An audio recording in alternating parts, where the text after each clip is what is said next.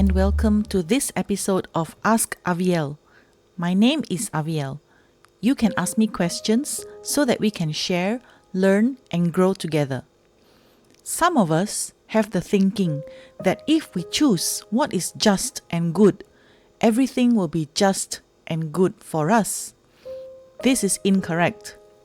Just because I choose what is just and good does not necessarily mean that everything will be just and good for me. It is not natural for some people to want to help someone else.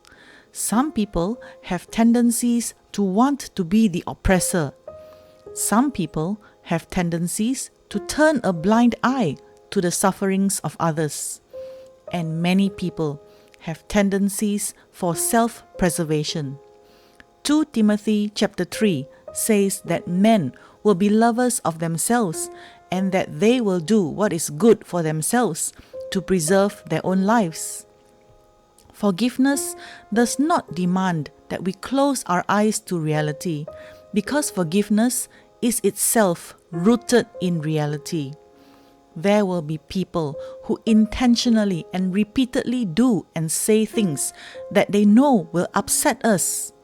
There will be people who expect us to prioritize them, but refuse to prioritize us.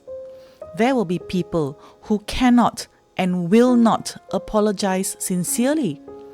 There will be people who act like the victim when confronted with their abusive behavior.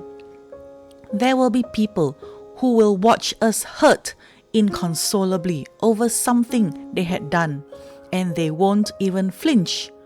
They won't even attempt to apologize, nor will they be remorseful.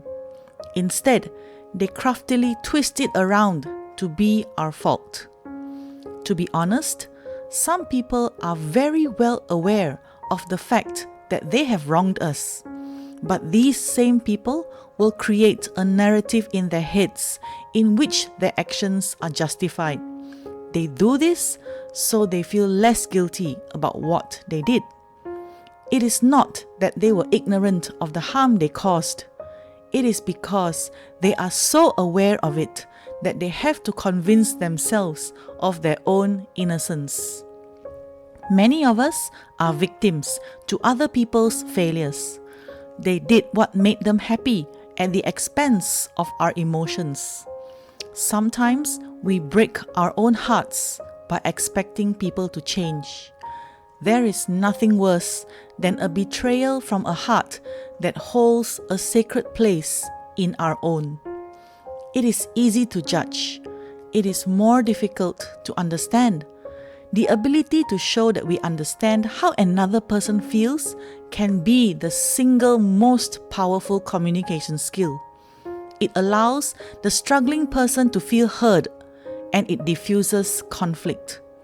Understanding requires compassion, patience, and a willingness to believe that good hearts sometimes choose poor methods. Through judging, we separate. Through understanding, we grow. Perhaps those who have wronged us do not know how to deal with the stress they experience, and they are displacing this stress onto us. Matthew 22 and Mark 12 say, "Love your neighbor as yourself." That means for us to take others in and protect them in the same way we protect ourselves and do good to ourselves. John 15:13 says, "Greater love has no man than this, that a man lay down his life for his friends."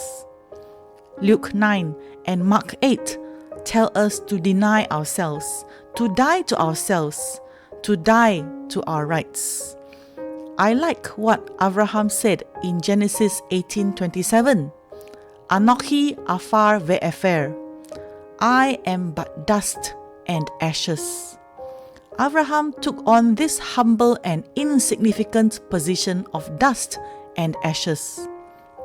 Perhaps this is a good position to take when someone angers us or hurts us, that we remember that we are only dust and ashes. And then, according to Psalm 113, and 1 Samuel chapter 2, we wait upon God to raise us up from the dust, to lift us up from the ash heap.